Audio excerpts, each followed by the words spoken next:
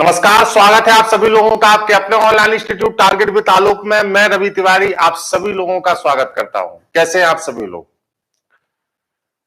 एक सवा महीने बाद आज मैं आपके सामने उपस्थित हूं। पहले आप सभी लोग जुड़ जाएं और जैसे ही आप सभी लोग जुड़ते हैं तो हम लोग करंट अफेयर्स की बहुप्रतीक्षित जो आपकी श्रृंखला थी रट लो, इस रट लो श्रृंखला की शुरुआत करते हैं। आइए सभी लोग जुड़ जाइए।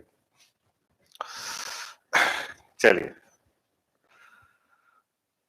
अभय जी हैं, शुभम जी हैं, बहुत सारे बहुत तेज कमेंट हैं। मान लीजिए, आ जाइए सभी लोग।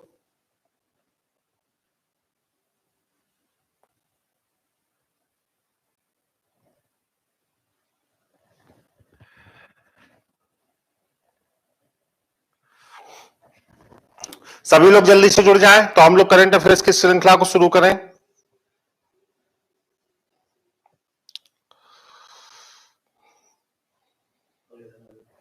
तेजी से आ जाएं आप लोग।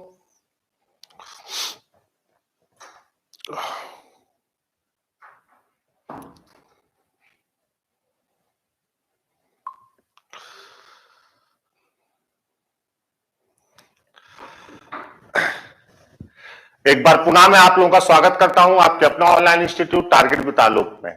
एक सवा महीने के एक लंबे समय अंतराल के बाद आज हम लोग एक दूसरे से इंटरेक्शन कर रहे हैं। इतने लंबे समय में आपके साथ नहीं था, इसका एक कारण था, मैंने आपको बताया भी था। मैं पूरे परिवार सहित कोविड पॉजिटिव हो गया था और कोविड भत्ता ये जो समय रहा पिछले एक महीने का, ये पूरे परिवार के लिए बड़ा कठिन समय रहा है ना। कोरोना पॉजिटिव होने की वजह से 3 बार रिपोर्ट लगातार पॉजिटिव आई और इस समय में आप लोगों की जो दुआएं थी वो दुआएं मिली, आप लोगों का साथ मिला, आप लोगों का स्नेह मिला, आप लोगों के असंख्य मैसेज मिले और उन मैसेजेस को पढ़ पढ़ के ऊर्जा आई। और इसके बाद हम सभी लोगों ने मिलकर, मैं ये नहीं कह सकता कि मैंने अकेले इस कोरोना की जंग को जीता है, हम सभी लोगों ने मिलकर इस कोरोना की जंग को जीता है। और आज आप लोगों की वजह से, आपके स्नेह और प्रेम की वजह से मैं आपके सामने हूं और आपके सामने खड़ा हूं। Target with Alok online institute का पूरा परिवार मेरे साथ था, एक एक कर्मी मेरे साथ था, जितने बैचेज हैं सभी बैच के आप सभी सदस्य मेरे साथ थे। और ये स्नेह जो आपको मिला है, आपका मिला है, इसने एक बहुत ऊर्जा का काम किया है, मेरे लिए संजीवनी का काम किया है। अभी भी आपका अपार प्रेम मुझे मिल रहा है। मैं आपसे वादा करता हूं कि जितना मेरा जीवन है ये पूरा आप लोगों के लिए है और मैं इसी तरीके से, अभी मैं स्वस्थ हूं, मैं बहुत तेज नहीं बोल सकता, लगातार नहीं बोल सकता, लेकिन अगर मैं घर बैठा रहता तो आप लोगों के सामने नहीं आ पाता। इसलिए आज मैंने कोशिश की कि कभी ना कभी से तो शुरुआत करनी ही थी और आज इस डटलो के माध्यम से मैं शुरुआत करने चल रहा हूं। और मैं आपसे वादा करता हूं कि पूरे जीवन केवल आप ही लोगों के लिए, ये जीवन ही आप ही लोगों के लिए है। आप लोगों के लिए जितना सर्वश्रेष्ठ कर सकूंगा उतना सर्वश्रेष्ठ करने की कोशिश करूंगा। Target with Alok online institute प्रतिबद्ध है आपको सर्वश्रेष्ठ सर्व करने के लिए। जैसे कि आप जानते हैं कि करंट अफेयर्स की रटलो श्रृंखला एक महत्वपूर्ण श्रृंखला है। आने वाले 5 से 6 महीनों में आपके बहुत सारे एग्जाम्स आने वाले हैं, तो आज से हम लोग रटलो श्रृंखला की शुरुआत कर रहे हैं। रटलो श्रृंखला अब से सप्ताह में प्रत्येक दो दिन होगी, मतलब एक सप्ताह में 2 रटलो हम लोग प्रत्येक सप्ताह करेंगे। रटलो 1 और रटलो 2 जो आपका है, जैसे आज मैं जो रटलो श्रृंखला आपको हल कराने चल रहा हूं और इसके बाद वाला जो रटलो होगा, ये हम लोगों ने 2020 के सितंबर से लिया है ना। 2020 के सितंबर से लेकर दिसंबर तक के प्रश्न जो इन 2 रटलों में होंगे, 2020 की सभी महत्वपूर्ण घटनाओं को समाहित किया गया है जो आपके लिए अत्यंत उपयोगी है और जो आपकी परीक्षाओं में आपको मिलेगी। एक निवेदन है आपसे, एक सादा पेन और पेपर लेकर जरूर बैठे। जो लोग नोट्स बना रहे हैं आपको यहीं से शुरुआत करनी है, यही आपकी रटलो जो श्रृंखला है यहीं से आपकी शुरुआत होनी है। आप एक सादा पेन और पेपर लेके बैठे, जितनी व्याख्यात्मक बातें मैं आपको बता रहा हूं उतनी आप नोट करते चले। मैं आपसे वादा करता हूं 2021 में होने वाले एग्जाम का प्रत्येक सवाल आपकी इन्हीं रटलो श्रृंखलाओं से होगा, बशर्ते पूरी व्याख्या को ठीक से सुनिएगा, अंतिम तक बने रहिएगा और अच्छे से आराम से मैं शुरुआत करता हूं। यहीं से आपको करंट पढ़ने की शुरुआत करनी है जहां से मैं आपको पढ़ाना शुरू कर रहा हूं। तो बिना कुछ परेशान हुए अच्छे से आप तैयार हो जाइए। और आपका जो स्नेह लगातार मिल रहा है मुझे, बहुत सारे मैसेज हैं, सबके मैसेज तो नहीं पढ़ पा रहा हूं। प्रारंभ करने से पहले इन दुआओं के लिए और इस सपोर्ट के लिए सादर आप लोगों का अभिनंदन करता हूं, बहुत बहुत धन्यवाद आपको प्रेषित करता हूं। आइए शुरुआत करते हैं रटलो श्रृंखला की। हाँ, पहला सवाल है वर्ष 2020 में, है ना, आइए, वर्ष 2020 में किस भारतीय कंपनी ने उत्तर प्रदेश सरकार के एक जिला एक उत्पाद, है ना, इसको हम लोग कहते हैं ओडीओपी। अगर कहीं ओडीओपी लिखा हो तो आप परेशान नहीं होंगे, पढ़ लीजिए। उत्तर प्रदेश सरकार के एक जिला एक उत्पाद, ओडीओपी के लिए समझौता किया। ओडीओपी का मतलब होता है वन डिस्ट्रिक्ट वन प्रोडक्ट। क्या होता है? वन डिस्ट्रिक्ट वन प्रोडक्ट, है ना। तो इसका सही उत्तर 4 विकल्प है आपके, मित्रा, इन्फोसिस, अमेजन, फ्लिपकार्ट। आप लोग उत्तर दीजिए। बहुत सारे लोग ये उत्तर कर रहे हैं। इसका सही उत्तर होगा डी, फ्लिपकार्ट। पहले समझ लीजिए फ्लिपकार्ट के बारे में, इससे आपसे प्रश्न पूछे जाते हैं, ध्यानपूर्वक नोट करिएगा।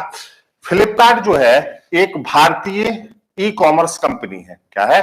भारतीय ई कॉमर्स कंपनी है फ्लिपकार्ट, ठीक है, जिसका जो मुख्यालय है वो कर्नाटक के बेंगलुरु में है। इसका मुख्यालय कहां पे? कर्नाटक, बेंगलुरु इसका मुख्यालय है ना। तो फ्लिपकार्ट ने किया है, ठीक है। देखिए, समझने की बात यहां पे ये, ध्यान से सुनिए कि जो कारीगर है, बुनकर है और शिल्पकार है, कारीगर, बुनकर और शिल्पकारों को उनके व्यवसाय में, है ना, एक नया आयाम देने के लिए, उनके व्यवसाय की विशिष्टता को सब तक पहुंचाने के लिए, जो कारीगर है, बुनकर है, शिल्पकार है, उनके व्यवसाय की विशिष्टता को सब तक पहुंचाने के लिए उत्तर प्रदेश के ऐसे जिले वाले प्रोडक्ट जिनकी अपनी एक विशिष्टता है, उसको पूरे राष्ट्र तक पहुंचाने के लिए, इस बिजनेस को बढ़ाने के लिए, किससे? उत्तर प्रदेश। हाँ, वर्ष 2020 में किस भारतीय कंपनी ने? फ्लिपकार्ट ने, है ना। फ्लिपकार्ट ने एक जिला एक उत्पाद के लिए समझौता ज्ञापन पर हस्ताक्षर किए हैं।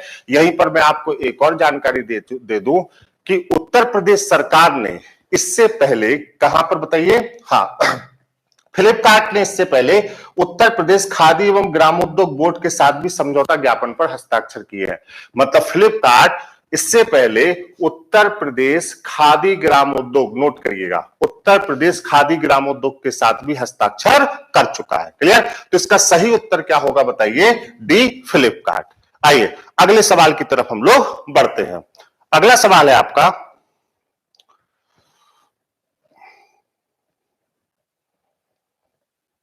एक सेकंड रुकिएगा। चलिए, अगला सवाल है आपका, हाल ही में केंद्रीय जल शक्ति मंत्रालय की घोषणा के अनुसार प्रत्येक ग्रामीण इलाके, काफी दिन हो गया मुझे बोर्ड ऑपरेट किए हुए, है ना। चले, हाल ही में केंद्रीय जल शक्ति मंत्रालय की घोषणा के अनुसार प्रत्येक ग्रामीण इलाकों में नल का जल कनेक्शन प्रदान करने वाला भारत का पहला हर घर जल राज्य बना। ध्यान दीजिएगा, हर घर जल राज्य कौन सा बना? जिसने अपने सभी 100% लोगों को घर में घरेलू जल कनेक्शन प्रदान कर दिया। ऐसा राज्य कौन सा है? ऐसा राज्य है गोवा। कौन सा राज्य है? गोवा। जेजेएम, जल जीवन मिशन के तहत, कौन सा? जल जीवन मिशन, जेजेएम के तहत 2.30 लाख परिवारों तक या 2.30 लाख ग्रामीण घरों तक 100% जल कनेक्शन पहुंचाने वाला भारत का जो प्रथम राज्य है, वो राज्य कौन सा है बताइए? गोवा। हम इसको जल समावेशन भी कहते हैं। तो इसका सही उत्तर हमारा क्या होगा बताइए? इसका सही उत्तर होगा बी, गोवा। क्लियर है? आप लोग भी इसको कर लीजिए, क्लियर कर लीजिए। आइए आगे बढ़ते हैं। अगला प्रश्न है आपका, वर्ष 2020 में भारत के किस राज्य ने ग्रामीण रोजगार परिषदों में महिलाओं के लिए सीटों के 50% आरक्षण नीति को मंजूरी दी, है ना? ग्रामीण रोजगार परिषदों में, बताइए इसका सही उत्तर क्या होगा? देखिए, सबसे पहले समझ लीजिए कि ग्रामीण रोजगार परिषद क्या है। ग्रामीण रोजगार परिषद जो है वो मनरेगा के कार्यों को संचालित करने के लिए, मनरेगा के कार्यों को संचालित करने के लिए एक राजनीतिक संगठन है। नोट करिएगा, एक राजनीतिक संगठन है। राजनीतिक संगठन है। क्या बात कर रहे हैं? परिषद, ग्रामीण रोजगार परिषद। ये क्या है? मनरेगा के कार्यों को संचालित करने के लिए एक राजनीतिक संगठन है। अब इस संगठन में महिलाओं की स्थिति को सुधारने के लिए 50% आरक्षण, है ना, 50% आरक्षण की बात की गई है। इसको हम शॉर्ट में VCES भी कहते हैं, है ना, VCES भी कहते हैं, कहीं कहीं लिखा होगा तो आप लोग कंफ्यूज मत होइएगा। VECS कहते हैं, क्या कहते हैं, VECS भी इसको हम लोग कहते हैं। क्या है बताइए, ग्रामीण रोजगार परिषद। मेघालय ऐसा राज्य है, बी ऑप्शन इसका सही होगा, जिसने 50% आरक्षण की बात महिलाओं के लिए इसमें की है, ताकि महिलाओं की भूमिकाओं को भी स्पष्ट किया जा सके। तेलंगाना जो लोग उत्तर कर रहे हैं वो गलत है, इसका सही उत्तर क्या होगा बताइए, बी मेघालय। तो मेघालय इसका उत्तर क्या होगा, सही होगा, है ना। मेघालय के राज्यपाल कौन है, कॉनराड कोंकल संगमा, के संगमा, कॉनराड कोंकल संगमा। मुख्यमंत्री मिलान के लिए आ जाता है, ध्यान रखिएगा, है ना। तो थोड़ा सा पानी पी लूं, हाँ जी, जल्दी से।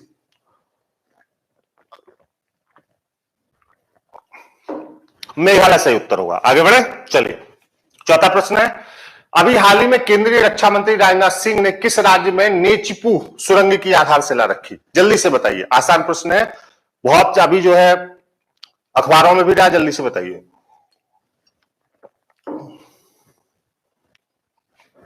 450 मीटर की ये सुरंग है, इसकी कुल लंबाई 450 मीटर है। रणनीतिक रूप से, है ना, रणनीतिक रूप से बहुत महत्वपूर्ण है। और ये सुरंग कहां पे है बताइए, अरुणाचल प्रदेश में। कहां पे है, अरुणाचल प्रदेश में, क्लियर है। अरुणाचल प्रदेश में नेचपू सुरंग, याद रखना है आपको, क्लियर है। हाँ, रणनीतिक रूप से बहुत महत्वपूर्ण है, 450 मीटर इसकी लंबाई है। आइए तेजी से आगे बढ़िए। पांचवा प्रश्न है आपका, हाल ही में केंद्र सरकार के द्वारा लोकसभा और विधानसभा चुनाव लड़ने वाले उम्मीदवारों की मतदान खर्च सीमा में कितने प्रतिशत की बढ़ोतरी की गई, बताएं। ये 2020 के सबसे महत्वपूर्ण ऐसे प्रश्न हैं जो आपको पूरे साल पेपर में मिलेंगे, है ना। तो इसको बताइए, 10%, 15%, 15%, 20%। आपको यह भी ध्यान रखना है कि खर्चा कितना हो गया है, मतलब पहले कितना था और अब खर्चा कितना हो गया है, यह भी आपको ध्यान रखना है। और कितने प्रतिशत की बढ़ोतरी हुई, यह भी आपको ध्यान रखना है, बताइए। जी, तेजी से बताइए। तो इसका सही उत्तर होगा 10%। दो श्रेणियां हैं, एक बड़े राज्य की श्रेणी है, नोट करिएगा, है ना, बड़े राज्य, और एक छोटे राज्यों की श्रेणी है ना, छोटे राज्य। अगर हम लोग बड़े राज्य में करें, है ना, तो लोकसभा और विधानसभा पहले कितना था, अब कितना हो गया, है ना। लोकसभा का पहले जो खर्चा था वो 70 लाख की सीमा थी, 70 लाख। अब 10% की वृद्धि हुई तो निश्चित रूप से अब सीमा कितनी हो गई, 77 लाख की हो गई। अब सीमा कितनी हो गई, 77 लाख की हो गई। क्लियर हुई ये बात। हाँ, 10% की वृद्धि, तो पहले कितना था बताइए, 70 लाख, और अब कितना हो गया बताइए, 77 लाख था, ठीक है। पहले विधानसभा का कितना था, 28 लाख। अब इसमें 2,80,000 अगर हम लोग जोड़ देंगे तो ये कितना हो जाएगा बताइए, ये हो जाएगा 30,80,000, 30,80,000, है ना। 2,80,000, 10% बढ़ गया, तो पहले का भी याद रखना है और बाद का भी याद रखना है, ठीक है। तो ये कितना हो गया बताओ, 28 लाख से बढ़कर कितना हो गया, 30,80,000। छोटे राज्यों की सीमा कुछ कम थी, है ना। छोटे राज्यों की अगर हम लोग बात करें तो छोटे राज्यों की जो लोकसभा की सीमा थी, वो लोकसभा की सीमा थी 54 लाख रुपया, जो 59,40,000 हो गई। पहले कितनी थी, 54 लाख, और बढ़ोतरी के बाद कितनी हो गई बताओ, 59,40,000, ठीक है। ये आंकड़े जरूर याद रखिएगा, जरूर आपसे पूछे जाएंगे। और छोटे राज्यों की अगर हम लोग बात करें तो छोटे राज्यों की पहले कितनी थी, 20 लाख, और अब कितना हो गया, 22 लाख। ये विधानसभा की कितनी थी, 20 लाख, और अब कितनी हो गई बताओ, 22 लाख। 10% की बढ़ोतरी तभी है, तो 10% की बढ़ोतरी अब है। इससे पहले वाली बढ़ोतरी की गई थी 2014 में, है ना।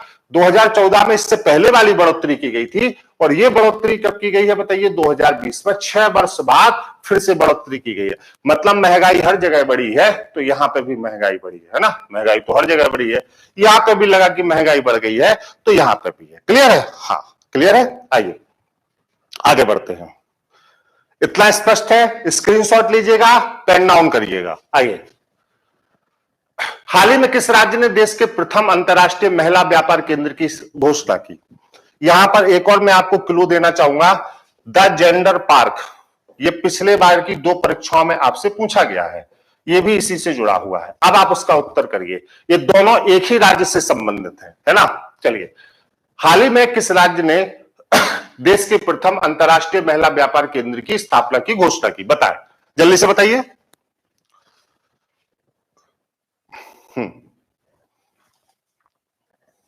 देखिए, जहां से मैं आपको पढ़ा रहा हूं सुपरटेट लेखपाल आरएसआई, यहां से आपको करंट तैयार करना है। मैं बिल्कुल यहीं से पढ़ा रहा हूं, सितंबर से मैं आपको कवर करा रहा हूं, यहीं से तैयार करना है। पूरा मन लगा के इसको पढ़िए। इसका सही उत्तर होगा केरल, है ना। महिला सशक्तिकरण, महिला उद्यमशीलता के लिए देश के प्रथम अंतरराष्ट्रीय महिला व्यापार केंद्र की स्थापना किसके द्वारा की गई? केरल के द्वारा की गई। और कहां पर की गई? अंगमाली। किस स्थान पर की गई? अंगमाली नामक स्थान पर की गई, केरल अंगमाली, है ना। द जेंडर पार्क जो था ये 2013 में स्थापित किया गया था केरल सरकार द्वारा। किस चीज के लिए? महिला सशक्तिकरण के लिए, है ना। महिला सशक्तिकरण के लिए द जेंडर पार्क की स्थापना भी केरल में ही की गई थी, याद रखिएगा। और ये 2013 में की गई थी। और ये प्रश्न है कि द जेंडर पार्क कहां है, कम से कम 10 बार परीक्षाओं में आपसे पूछा जा चुका है। द जेंडर पार्क केरल में है। महिला सशक्तिकरण, उद्यमशीलता, महिलाओं की स्थिति सुधारने के लिए ये केरल सरकार का बहुत अच्छा सराहनीय प्रयास था। क्लियर है? तो इसका भी उत्तर हमारा क्या होगा बताइए? केरल होगा। आगे बढ़े, क्लियर है? बताइए। अच्छा लग रहा है आज बहुत दिन बाद करंट पढ़ के? मजा आ रहा है? लाइक और शेयर करते चलिए। आइए, जम्मू कश्मीर से जितने भी प्रश्न मिले वो आपके लिए इंपॉर्टेंट है इस बार की परीक्षाओं के लिए। जम्मू कश्मीर का एक भी प्रश्न आपको नहीं छोड़ना है ना, क्योंकि जम्मू कश्मीर पूरे वर्ष वर्निंग और करंट टॉपिक आपका रहा है। प्रश्न है, वर्ष 2020 में संसद द्वारा पारित जम्मू कश्मीर आधिकारिक भाषा विधेयक 2020 में कितनी भाषाओं को इस केंद्र शासित प्रदेश के आधिकारिक भाषा के रूप में दर्जा प्रदान किया गया? बताइए कितनी है और कौन कौन सी है, जल्दी बताएं। कितनी है और कौन कौन सी है? सही उत्तर होगा आपका 5 भाषा। 5 कौन कौन सी? एक तो कश्मीरी, दूसरा डोगरी, तीसरा हिंदी, चौथा अंग्रेजी और 5वां उर्दू। ध्यान दीजिएगा, बस इतनी ही भाषाएं शामिल है, जिसमें सबसे ज्यादा बोली जाती है कश्मीरी और फिर बोली जाती है डोगरी। मैं ये भी आंकड़ा आपको दे देता हूं, सबसे ज्यादा बोली जाती है कौन सी बताइए? कश्मीरी। कितने प्रतिशत लोग कश्मीरी बोलते हैं? 53.26% लोग कश्मीरी बोलते हैं। क्लियर है? और इसके बाद बोली जाती है बताइए क्या? डोगरी। ठीक है, तो डोगरी कितने प्रतिशत लोग बोलते हैं? 20.64% लोग डोगरी बोलते हैं। ठीक है, तो अगर आपसे पूछा जाए कि सबसे ज्यादा कौन सी भाषा बोली जाती है, तो कश्मीरी, फिर कौन सी बोली जाती है? डोगरी, है ना। जनसंख्या भी सबसे ज्यादा कश्मीरियों की है, फिर डोगरियों की है वहां पर, है ना। डोगरी बोली जाती है। डोगरी एक भाषा है, ध्यान दीजिएगा, है ना। डोगरी एक भाषा है। क्लियर है? आइए, हाँ आइए आगे बढ़ते हैं। क्लियर हुई बात? चलिए, 8वां प्रश्न है आपका। वर्ष 2020 में किस संघ राज्य क्षेत्र में ऑनलाइन शिक्षा हेतु ई ज्ञान मित्र मोबाइल ऐप लॉन्च किया गया? ई ज्ञान मित्र मोबाइल ऐप, बताइए। देखिए, कोविड ने डिजिटल शिक्षा, है ना, डिजिटल शिक्षा की प्रवृत्ति को अनिवार्य कर दिया इस कोविड ने, है ना। हम सभी लोग जानते हैं कि डिजिटल शिक्षा की तरफ जो है सभी लोग, सभी राज्य, जितने भी राज्यों ने प्रयास किया, अपने इंफ्रास्ट्रक्चर्स को डेवलप किया और लगातार कर रहे हैं, क्योंकि हम एक ऐसे दौर में आ चुके हैं कि अभी आप शिक्षा समावेशन पर बात कर रहे थे, लेकिन इस समय अब आपको डिजिटल शिक्षा समावेशन पर बात करना है ना। डिजिटल शिक्षा समावेशन तभी हो पाएगा जब पहले डिजिटलीकरण होगा पूरे भारत का, है ना। डिजिटल शिक्षा समावेशन के लिए प्रत्येक राज्य ने प्रयास किया है इस कोविड के समय में। तो आपसे पूछा जा रहा है, वर्ष 2020 में किस संघ राज्य क्षेत्र में ऑनलाइन शिक्षा हेतु ई ज्ञान मित्र मोबाइल ऐप लॉन्च किया गया? तो इसका सही उत्तर आपका क्या होगा बताइए? ए उत्तर इसका सही होगा, है ना। अलग अलग डिजिटल प्रोजेक्ट अलग अलग राज्यों द्वारा लगातार चलाए गए। मैं आपको बता देता हूं एक टेबल के माध्यम से, आप इसको पेन डाउन कर लीजिएगा। ये तो भाई इसका सही उत्तर तो ये होगा, लेकिन मैं आपको और भी बता दूं, कुछ चीजें समझिएगा यहां पे। ये देखिए, थोड़ा सा इस टेबल को ध्यान दीजिएगा, बहुत जरूरी है आपके लिए। देखिए, राजस्थान ये राज्य है और ये डिजिटल पहल है जो इनके द्वारा चलाई गई। ठीक है, नोट करिएगा, इनको स्क्रीनशॉट लीजिएगा। राजस्थान के द्वारा स्माइल, ये सब अध्ययन पढ़ाई लिखाई से संबंधित है। जम्मू कश्मीर के द्वारा project home class, project home class किससे संबंधित है? जम्मू कश्मीर। ये आपको मिलान करने के लिए भी आएगा और सीधे आएगा। क्लियर? छत्तीसगढ़ पढ़ाई त्योहार द्वार, द्वार का मतलब दरवाजा, त्योहार का मतलब आपके, पढ़ाई आपके दरवाजे। तो उन्होंने अपनी लोकल फोक भाषा में इसको लिखा पढ़ाई त्योहार द्वार। ठीक है, ये छत्तीसगढ़। बिहार में उन्नयन चलाया गया, एक कार्यक्रम उन्नयन था, एक विद्या वाहिनी था, और तीसरा मेरा मोबाइल मेरा विद्यालय। सब डिजिटलीकरण था, शिक्षा डिजिटलीकरण था। दिल्ली बुनियाद एक मिशन, दिल्ली में क्या चलाया गया, बुनियाद एक मिशन, है ना।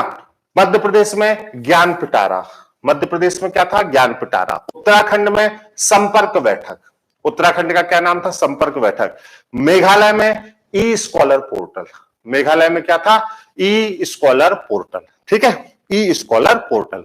ध्यान में आई बात, क्लियर। ये अलग अलग प्रदेशों द्वारा डिजिटल शिक्षा के लिए कोविड के समय में किए गए प्रयास थे, जो आपको मिलान के लिए आते हैं, है ना। तो इनको जरूर याद रखिएगा, इनका एक स्क्रीनशॉट भी आप ले लीजिए। क्लियर है, हाँ आइए, क्लियर हुई बात, चलिए आगे बढ़ते हैं। तो इसका ये उत्तर सही होगा, 9वां। वर्ष 2020 में world Urdu conference, world Urdu conference का आयोजन कहां किया गया, फैक्चुअल क्वेश्चन है, नई दिल्ली में आयोजित किया गया, है ना। कहां किया गया, नई दिल्ली में, नई दिल्ली में इसका आयोजन किया गया वर्ल्ड उर्दू कॉन्फ्रेंस का। आइए, फैक्चुअल है 10वां।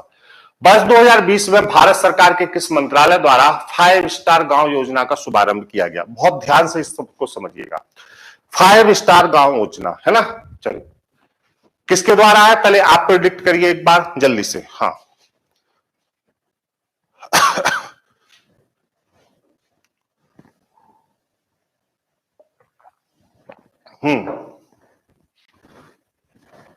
देखिए, संचार मंत्रालय इसका सही उत्तर होगा, है ना। डाक विभाग की योजना है प्रत्येक ग्रामीण क्षेत्र के लिए, है ना। 5 स्टार का मतलब है ना, 5 बातें, जिसमें 3 बातें जो है वो प्रत्येक व्यक्ति के खाते से संबंधित हैं, और 2 जो है वो बीमा से संबंधित है। 5 स्टार का मतलब है सरकार की तरफ से 5 बातें, जिनकी जिम्मेदारी किसने ली है, डाक विभाग ने, है ना, डाक खाने से है, और संचार मंत्रालय की योजना है। क्लियर है, संचार मंत्रालय की योजना है। सबसे पहले इस योजना को महाराष्ट्र राज्य में क्रियान्वित किया गया। सबसे पहले 5 स्टार योजना का क्रियान्वयन कहां किया गया, महाराष्ट्र राज्य में किया गया। ध्यान दीजिएगा, इतनी चीजें क्लियर हुई आपको। हाँ, महाराष्ट्र राज्य में इसका सबसे पहले क्रियान्वयन किया गया, ध्यान देना है। अब 3 जो खाते हैं वो कौन कौन से हैं, पहले इसको समझिए। ठीक है, सबसे पहला बचत खाता या आवर्ती जमा खाता, दूसरा सुकन्या समृद्धि योजना खाता या पीपीएफ खाता, और तीसरा डाकघर बचत खाता। मतलब आवर्ती बचत खाता, डाकघर बचत खाता और सुकन्या समृद्धि योजना का खाता। ये 3 तो खाते हैं, है ना, और 2 बीमा है। क्या कौन कौन से, एक सभी व्यक्तियों को डाकघर बीमा है, जिस बीमा का नाम क्या है बताइए, ग्रामीण डाक जीवन बीमा पॉलिसी, है ना। ग्रामीण डाक जीवन बीमा पॉलिसी एक तो ये है, और दूसरा क्या है बताइए, प्रधानमंत्री जीवन ज्योति बीमा योजना। प्रधानमंत्री जीवन ज्योति बीमा योजना, जिस गांव में डाकघर के माध्यम से 5 में से 4 पहुंच गए हैं उनको 4 स्टार कहा जा रहा है, जिस गांव में 3 पहुंच गए हैं उनको 3 स्टार कहा जा रहा है। सरकार की योजना 5 स्टार की है, और 2024 का लक्ष्य रखा गया है, 2024 तक प्रत्येक ग्रामीण क्षेत्र को 5 स्टार करना है, जिस वजह से ग्रामीण क्षेत्रों में भी परिवर्तन आ सके, उनकी भी सिक्योरिटी को निश्चित किया जा सके।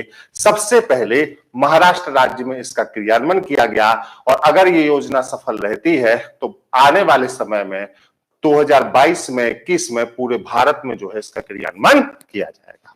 क्लियर है, आइए 11वां, प्रतिवर्ष अंतरराष्ट्रीय साक्षरता दिवस किस तिथि को मनाया जाता है, बताएं। आसान है, फैक्चुअल, जल्दी बताइए। देखिए, पहले तो एक समझ लीजिए, 2030 भारत में संपूर्ण साक्षरता प्राप्त करने का लक्ष्य वाला वर्ष है। संपूर्ण साक्षरता प्राप्त करना है, प्राप्त करने का लक्ष्य है, जो वर्ष क्या है, 2030, है ना। एनएसओ ने जो आंकड़े अभी दिए हैं, उस एनएसओ के आंकड़ों के अनुसार भारत की वर्तमान की जो साक्षरता दर है, एनएसओ के आंकड़ों के अनुसार वो 77.7% तक पहुंच चुकी है। मतलब लगातार हम बढ़ोतरी कर रहे हैं। दो बातें। पृथ्वी दिवस, अंतरराष्ट्रीय साक्षरता दिवस कब मनाया जाता है? आपका प्रश्न है 8 सितंबर को, है ना? ध्यान दीजिएगा, 8 सितंबर को। 5 सितंबर से कनेक्ट कर सकते हैं। 5 सितंबर को टीचर्स डे होता है, उसके 3 दिन बाद अंतरराष्ट्रीय साक्षरता दिवस होता है। ऐसे करेंगे तो भूलेंगे नहीं। 5 सितंबर को टीचर्स डे और 3 दिन बाद क्या होता है? अंतरराष्ट्रीय साक्षरता दिवस होता है। क्लियर? ध्यान दीजिएगा। तो इसका सही उत्तर क्या होगा बताइए? 8 सितंबर। इस बार का जब अंतरराष्ट्रीय साक्षरता दिवस समारोह 2020 मनाया गया तो एक नई साक्षरता योजना को लागू किया गया मानव संसाधन विकास मंत्रालय द्वारा, जिसका नाम था पढ़ना लिखना योजना, पढ़ना लिखना अभियान, पढ़ना लिखना अभियान। ठीक है? पढ़ना लिखना अभियान का मुख्य लक्ष्य जो था वो ये है, क्या? कि 2030 तक संपूर्ण साक्षरता लक्ष्य को प्राप्त करना, ताकि ये जो आंकड़े यहां पर दिख रहे हैं ये 100% में बदल जाए। क्लियर? 100% में बदल जाए। क्लियर हुई बात? सभी चीज क्लियर हुई इसकी? आइए बार बार। अभी हाल ही में समुद्री खाद्य उत्पादों की गुणवत्ता की जांच हेतु गुणवत्ता जांच नियंत्रण प्रयोगशाला गुजरात, अगर पूछा जाए गुणवत्ता जांच नियंत्रण प्रयोगशाला किस राज्य में खोली गई तो गुजरात में। और गुजरात में कहां खोली गई? पोरबंदर में, है ना? गुजरात में कहां? पोरबंदर में। ध्यान रखिएगा, समुद्री खाद्य उत्पादों की गुणवत्ता की जांच हेतु पूरे भारत में केवल एक ही राज्य में प्रयोगशाला है, वो कहां पे है? गुजरात में। गुजरात में भी कहां पे है बताइए? पोरबंदर में, है ना? पोरबंदर में। ठीक, आइए फैक्चुअल है, 13वां देख लीजिए, ध्यान से पढ़िए। पर आप लोग वर्ष 2020 में, मैं थोड़ा सा पानी पीता चलूं, है ना?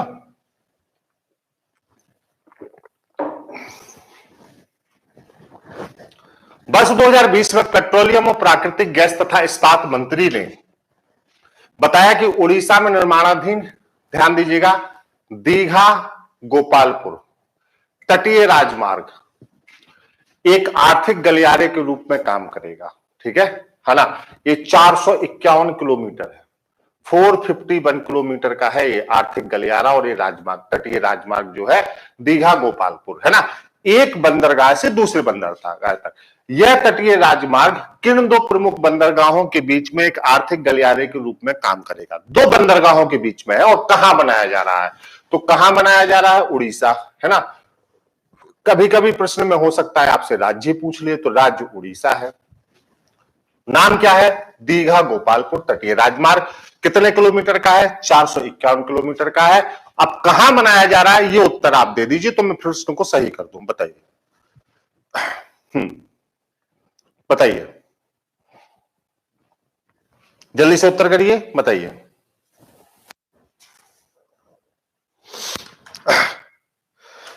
ये बनाया जा रहा है पारादीप और धामरा, है ना? ये ऑप्शन आपको सही होगा। उड़ीसा के दो प्रसिद्ध बंदरगाह हैं पारादीप और धामरा। क्लियर? ये उत्तर इसका ए क्या होगा? सही होगा। और इसकी बताओ लंबाई कितनी है? 451 किलोमीटर इसकी लंबाई है। क्लियर है? हाँ, पारादीप और धामरा। आइए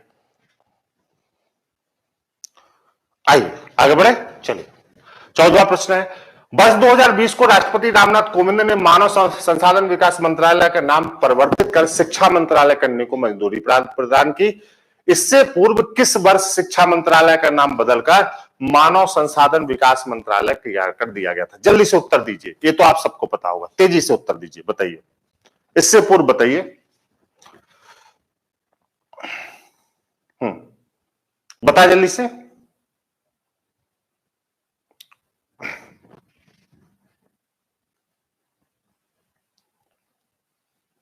1985, राजीव गांधी जी जब प्रधानमंत्री थे, है ना?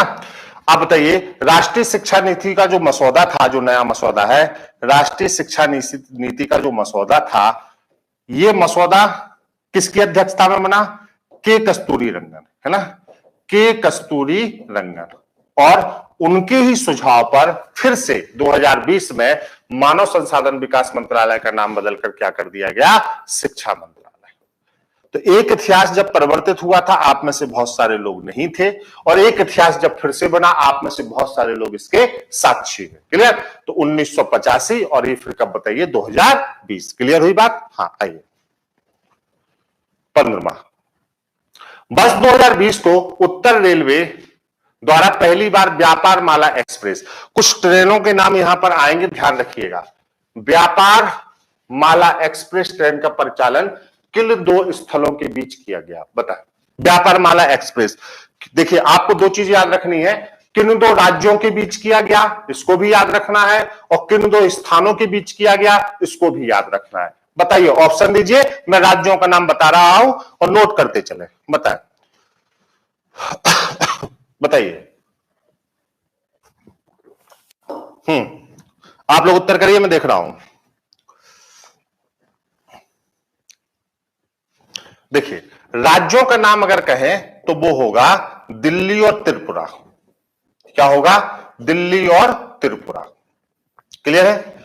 अब किशनगंज, किशनगंज दिल्ली का स्टेशन है जहां से ट्रेन चली, और जो जिरनिया है आपका, ये त्रिपुरा का स्टेशन है। जिरनिया जो है वो कहां पे है? त्रिपुरा पे। तो किशनगंज और जिरनिया मतलब दिल्ली और त्रिपुरा, याद रखिएगा।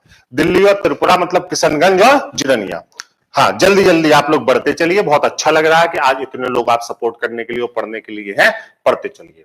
विश्व की सबसे लंबी राजमार्ग सुरंग का निर्माण किस दर्रे पर किया गया है, बताएं।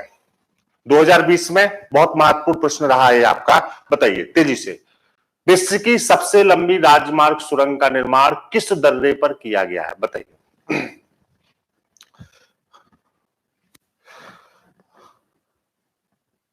देखिए, ये 9.02 किलोमीटर लंबी है।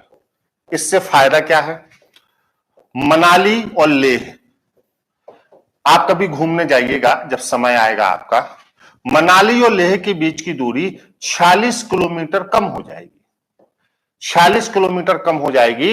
ये जो आपकी सुरंग है, विश्व की सबसे लंबी राजमार्ग सुरंग का निर्माण कहां पे किया जा रहा है, बताइए। अब उत्तर करिए। मनाली और लेह की दूरी 46 किलोमीटर कम हो जाएगी। ये रोहतांग दर्रा, पीर पंजाल श्रेणी, हिमाचल प्रदेश, है ना। रोहतांग दर्रा है, क्लियर है। आपको ये भी पता है कि ये कहां पे है? पीर पंजाल श्रेणी, क्लियर है ना। पीर पंजाल श्रेणी, और ये हिमाचल प्रदेश। कहां पर? हिमाचल प्रदेश। हिमाचल प्रदेश, आइए, हिमाचल प्रदेश। तो ये क्लियर हुआ आपको? हाँ, लिख लीजिएगा इसको, हिमाचल प्रदेश। आइए 17वां, वर्ष 2020 में उत्तर प्रदेश के किस शहर में जैविक खाद्य प्रसंस्करण इकाई का उद्घाटन किया गया? यूपी स्पेशल से संबंधित है। इसका सही उत्तर है बाराबंकी। क्या है? बाराबंकी। इसका सही उत्तर क्या होगा? बाराबंकी।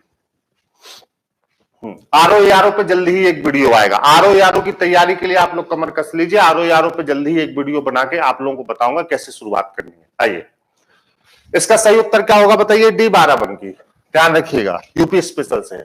18वां प्रश्न, भारत की पहली किसान रेल सेवा, अभी मैंने देखिए व्यापार माला बताया था दिल्ली से त्रिपुरा, अभी दूसरा आया है।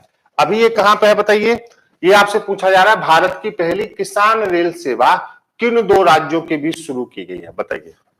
देखिए, किसानों के बहुत सारे ऐसे प्रोडक्ट होते हैं जो जल्दी खराब हो जाते हैं, जैसे फल है, सब्जियां हैं, या कुछ ऐसी फसलें होती हैं जिनसे उनको तुरंत फायदा मिलता है। इन फसलों को एक स्थान से दूसरे स्थान तक पहुंचाने के लिए कार्गो के रूप में किसान रेल सेवा शुरू की गई है। और किसान रेल सेवा, रेलवे का ये लक्ष्य है कि किसानों के लिए इस रेल सेवा को लगातार बढ़ाएंगे। तो अब जब इस सेवा की शुरुआत की गई है तो कहां कहां की गई है, बस ये बताइए आप लोग। इसका ऑप्शन बताइए क्या है, मैं स्थान भी आपको बताता हूं, बताइए। हाँ, देखिए, इसका सही उत्तर होगा महाराष्ट्र और बिहार। स्थान महाराष्ट्र के देवदाली से, महाराष्ट्र के देवदाली से बिहार के दानापुर तक। हाँ, महाराष्ट्र के देवदाली से बिहार के दानापुर तक, क्लियर। तो इसका सही उत्तर क्या होगा, बताइए। महाराष्ट्र और बिहार, महाराष्ट्र के देवदाली से बिहार के दानापुर तक। क्लियर हुई बात? आइए, बिहार के दानापुर तक आए।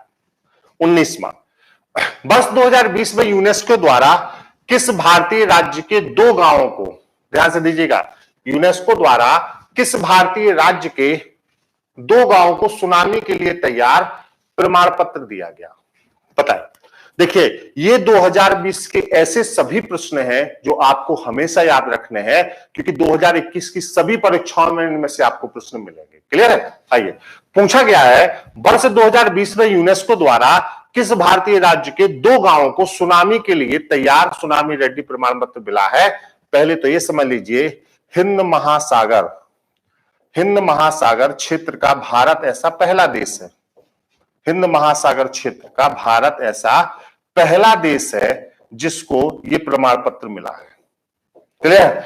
ये उड़ीसा को मिला है। किसको मिला है? उड़ीसा, है ना। सुनामी के खतरों से 2 गांव ऐसे हैं उड़ीसा को जिन्होंने अपने आप को पूरी तरह से विकसित कर लिया है इन खतरों से दूर रहने के लिए। तो ये किसको मिला है बताइए? उड़ीसा राज्य को मिला है। उन 2 गांवों का नाम भी नोट कर लीजिए। मान लीजिए कि कभी आपसे पूछ लिया गया कि ये चर्चित स्थान क्यों रहे, तो एक नाम है आपका वेंकट रायपुर और दूसरा है नोलिया शाही। एक नाम है आपका नोलिया शाही। नोलिया शाही एक गांव है, ठीक है, और दूसरा नाम है आपका वेंकट रायपुर। वेंकट रायपुर, क्लियर है? वेंकट रायपुर, क्लियर हुई बात? हाँ, आइए, वेंकट रायपुर। आइए, कुछ लोग कह रहे हैं सर जी बहुत दिन बाद, अरे आपने पुकारा और हम चले आए, है ना। कभी कभी हो जाता है कि तेल लगता, मैं देर करता नहीं, देर हो जाती है। आइए, हाल ही में कैबिनेट ने राष्ट्रीय भर्ती एजेंसी NRA की स्थापना को मंजूरी दी। बताइए, राजपत्रित पदों पर भर्ती के लिए नहीं, केवल कुछ विशेष राज्यों के राजपत्रित पदों पर भर्ती के लिए नहीं, गैर राजपत्रित पदों पर भर्ती के लिए। सी सही है, ये तो आपको पता ही होगा, है ना। देखिए, 1 मिनट में थोड़ा सा माइक सही कर रहा हूं, कुछ आवाज डिस्टर्ब हो रही है, टेक्निकल टीम थोड़ा सा 1 मिनट का मुझे समय दीजिए। लीजिए,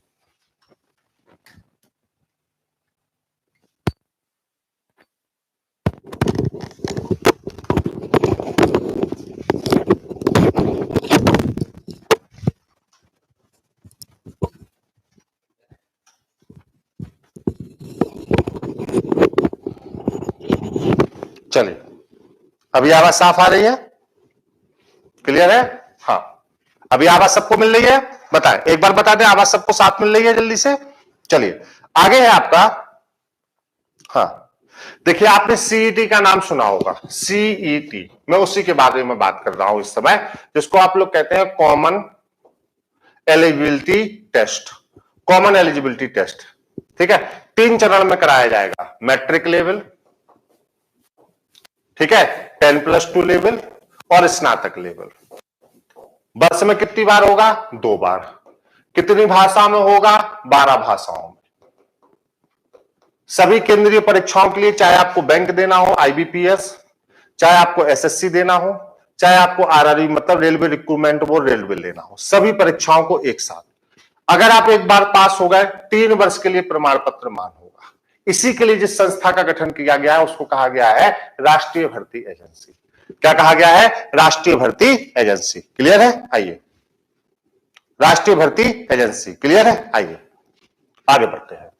21वां, वर्ष 2020 में भारतीय रिजर्व बैंक ने दबावग्रस्त परिसंपत्तियों के समाधान संबंधी विवेकपूर्ण ढांचे के तहत किसकी अध्यक्षता में एक समिति का गठन किया? केबी कामत। केबी कामत। इसमें कोरोना के समय में जो संपत्तियां दबावग्रस्त हुई हैं उनको भी लिया गया है। केबी कामत, ये ऑप्शन आपका सही होगा, केबी कामत। तो अच्छे से याद रखिएगा, दबावग्रस्त परिसंपत्तियों के लिए केबी कामत, ठीक है। केबी कामत समिति किससे संबंधित है?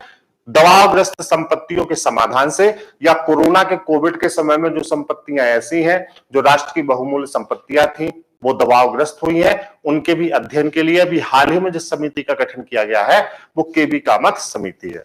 ध्यान दीजिएगा, 2020 में कम समितियां बनी हैं, इसलिए जितनी भी बनी है वो आपको सब याद रखनी है। आइए 22वां, वर्ष 2020 में किस राज्य संघ शासित प्रदेश में बेरोजगारी की समस्या को दूर करने के लिए रोजगार बाजार नामक पोर्टल को लॉन्च किया गया? है ना, रोजगार बाजार नामक पोर्टल को लॉन्च किया गया। दिल्ली इसका सही उत्तर है। कोविड की चुनौतियों से निपटने के लिए, अर्थव्यवस्था को सुधारने के लिए, लोगों को रोजगार देने के लिए दिल्ली सरकार की योजना थी, क्या बताइए?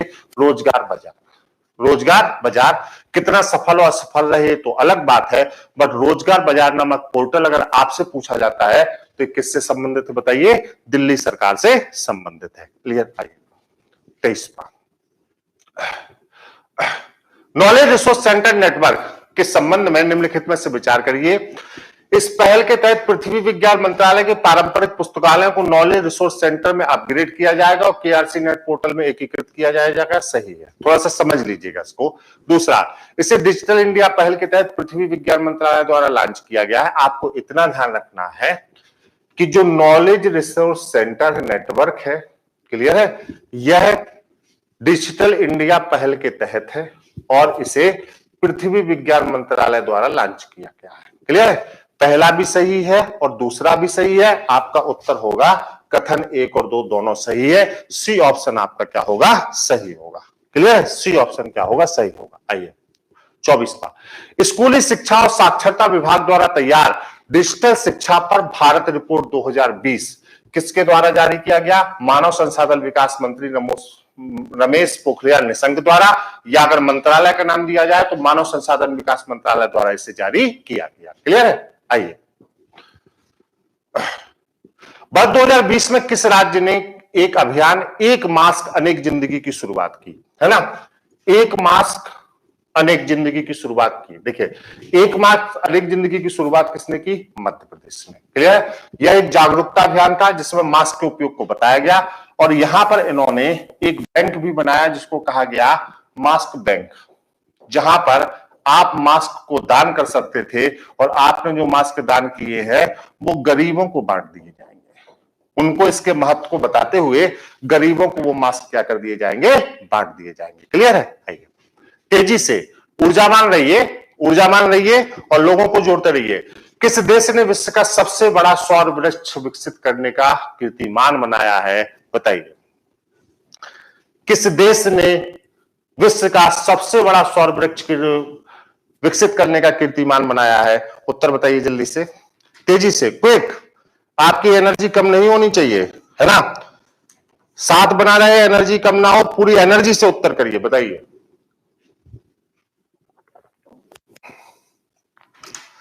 इसका सही उत्तर होगा भारत।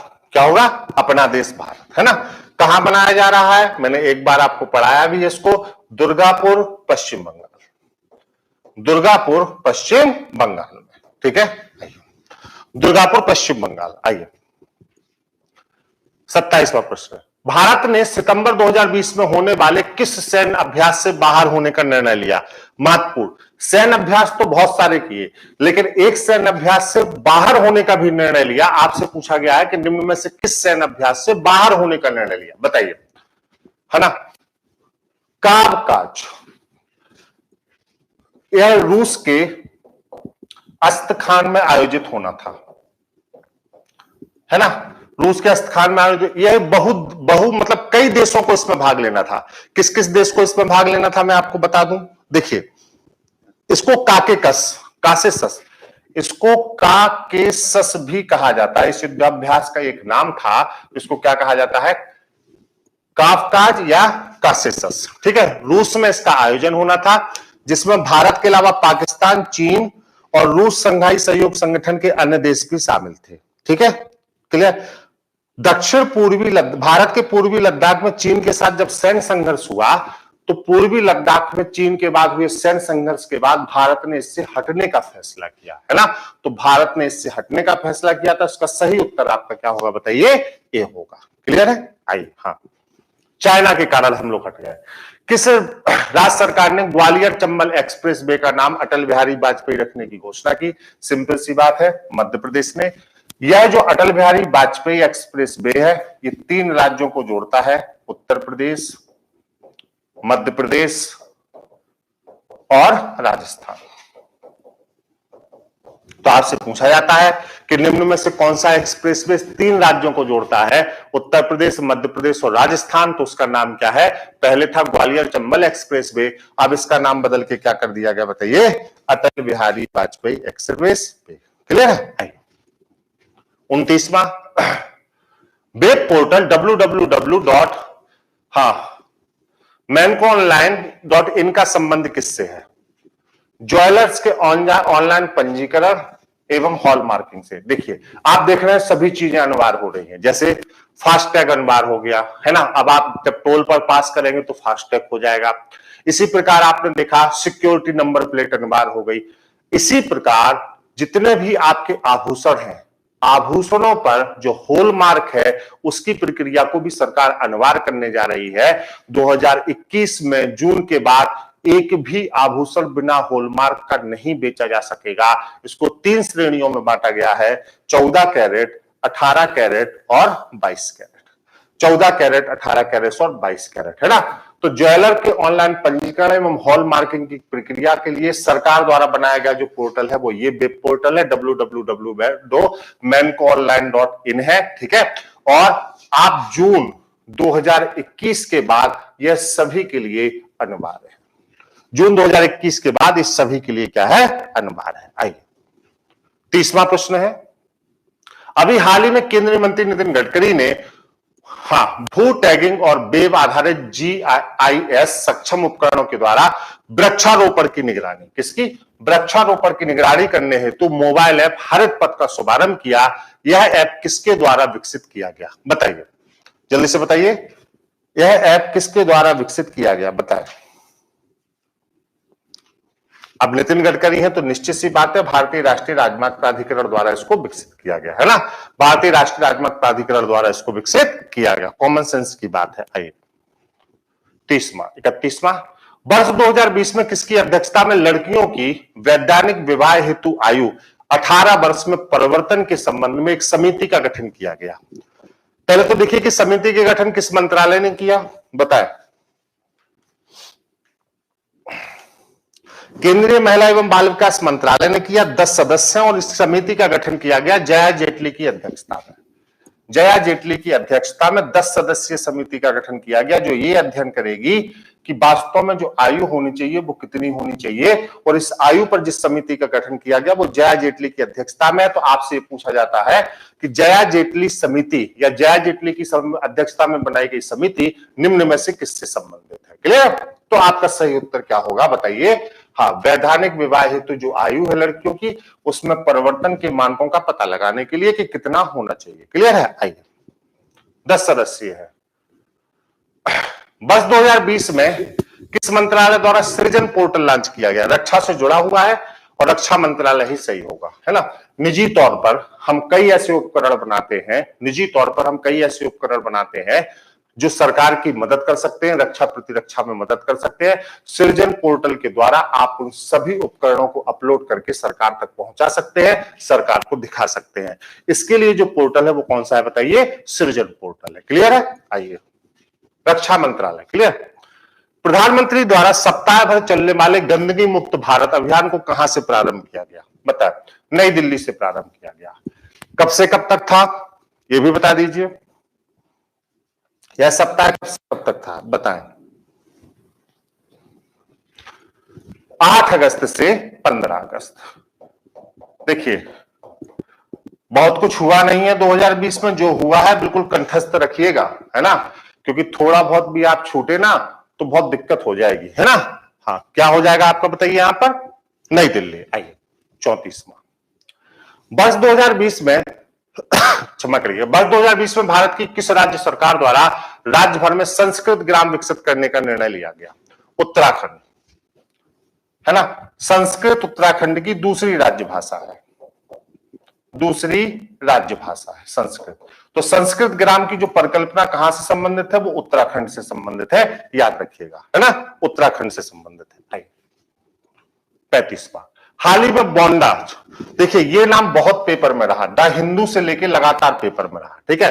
बोंडा नामक जनजाति समुदाय से कोरोना संक्रमण की पहचान की गई। यह जनजाति समुदाय मुख्यतः किस राज्य में निवास करता है बताइए? बोंडा किस राज्य में निवास करता है? तेजी से बताइए।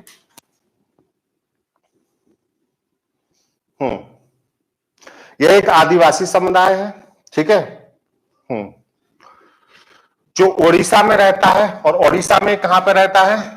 मलकानगिरी की पहाड़ियों पर, मलकानगिरी की पहाड़ियों पर एक आदिवासी समुदाय रहता है जिसके पूरे समुदाय में ही कोविड की पहचान की गई थी, है ना, पूरे समुदाय में ही कोविड की पहचान की गई थी, बोंडा, है ना। इनका संस्कृति बड़ा अलग है, उड़ीसा, एमपी नहीं उड़ीसा।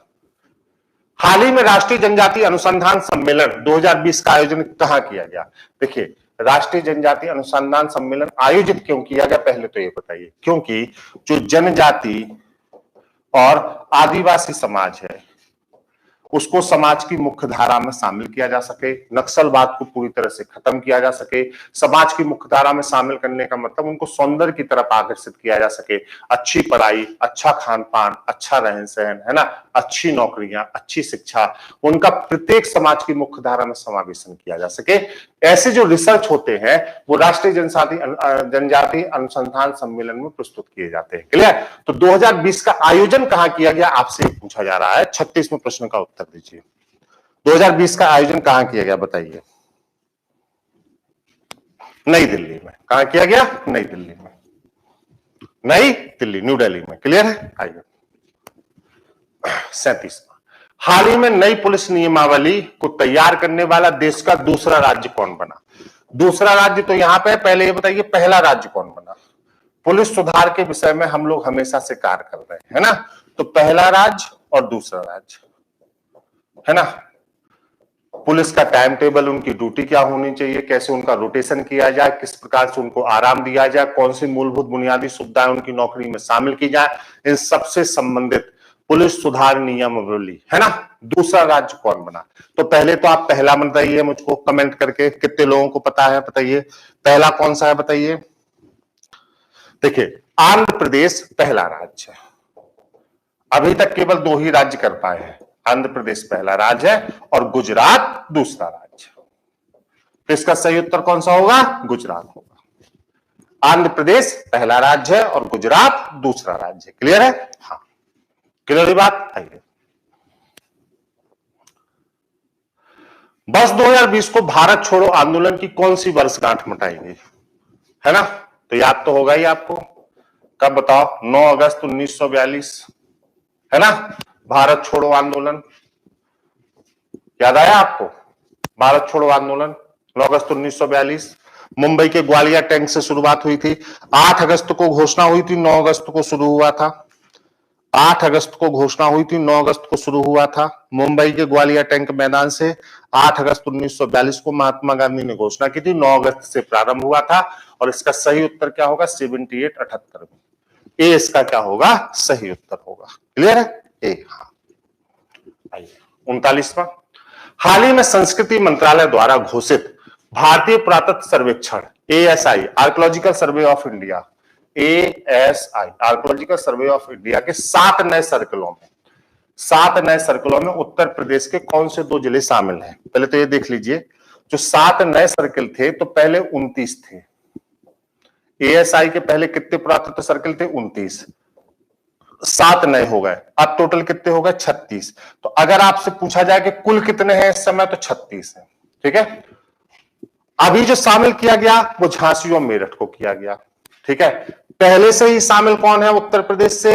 आगरा और लखनऊ पहले से शामिल है। प्लीज ध्यान से इन सबको नोट करिए, आगरा और लखनऊ पहले से शामिल है। तो उत्तर प्रदेश से अब कितने सर्कल हो गए? 4। कौन कौन से? झांसी, मेरठ, आगरा और लखनऊ। आगरा और लखनऊ पहले से शामिल है और झांसी और मेरठ को अभी किया गया। क्लियर है? झांसी और मेरठ को अभी किया गया। अब इससे संबंधित कुछ महत्वपूर्ण चीजें हैं जो आपको याद रखनी है।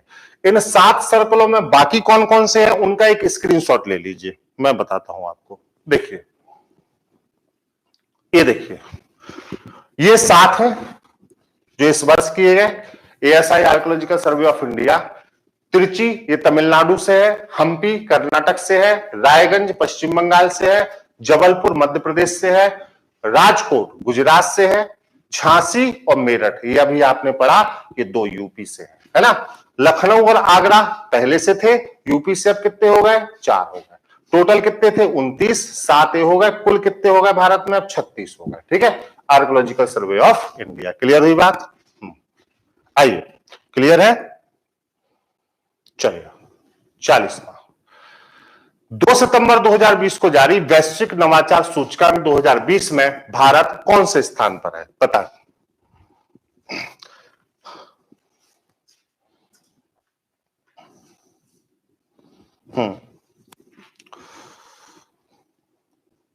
13वां संस्करण था हु विल फाइनेंस इनोवेशन, इसकी थीम थी। हु विल फाइनेंस इनोवेशन इसकी थीम थी। क्लियर है? हाँ, कुल 131 देशों ने भाग लिया था। ठीक है, 131 देशों ने भाग लिया था। भारत का स्थान 48वां है। कौन सा है? 48वां। भारत का स्थान 48वां है। चलो, अब पहला और अंतिम भी ध्यान रखना है। पहला और अंतिम। चलो, अब बताओ, भारत का तो 48वां हो गया, नवाचार सूचकांक तो पढ़ाई होगा। पहला स्थान किसका है ये बताइए? स्विट्जरलैंड का है। किसका है? स्विट्जरलैंड। पहला स्थान किसका है बताइए? स्विट्जरलैंड का। और अंतिम स्थान 131वां किसका है? यमन का है। अंतिम स्थान किसका है? यमन का है। क्लियर? हाँ, देखिए बहुत सारे लोग यहाँ पे कुछ चीजें पूछ रहे हैं, मैं उनको एक चीज स्पष्ट क्लियर कर दूं, फिर मैं आगे बढ़ता हूं। यहाँ पर देखिए, संस्था में आप लोग इतना क्लियर कर लीजिए, इतने बैच आने वाले समय में प्रारंभ होंगे, जो इस महीने और अगले महीने प्रारंभ होंगे। इतने बैच, जो लोग बैचेज का इंतजार कर रहे हैं या आपके जो जानने वाले बैचेज का इंतजार कर रहे हैं, क्लियर कर ले कौन कौन से बैच संस्था में शामिल अभी प्रारंभ होंगे। यूपी पीसीएस प्री का क्रैश कोर्स, आरओ एआरओ के लिए बैच प्रारंभ होगा, एकदम सफलता बैच आरओ एआरओ के लिए।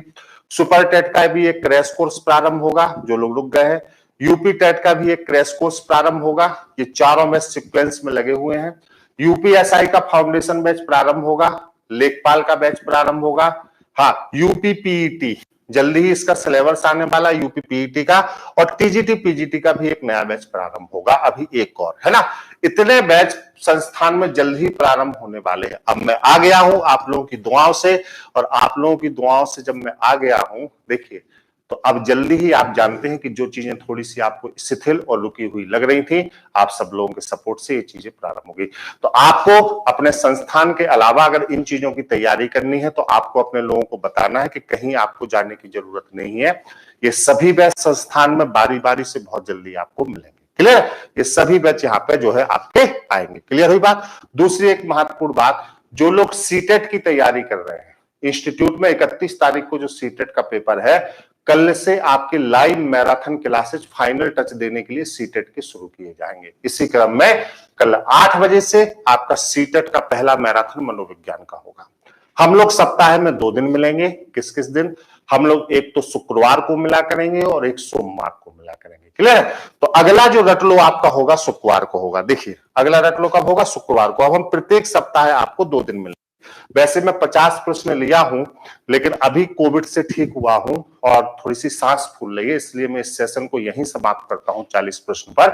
2-3 दिन में मैं बिल्कुल ठीक हो जाऊंगा।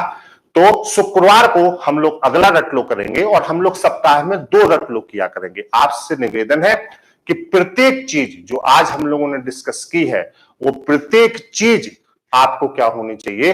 कंठस्थ होनी चाहिए। मैं बार बार कहता हूं, पिछले साल की सभी परीक्षाओं को उठा लीजिए, जो 15 रटलो कराए थे, यूपी पीसीएस तक की परीक्षा के सभी प्रश्न उन्हीं 15 रटलो से थे। आप अगर केवल रटलो की व्याख्या को ही अच्छे से सुन के तैयार कर लेते हैं, तो भी आपको दिक्कत नहीं होगी, है ना।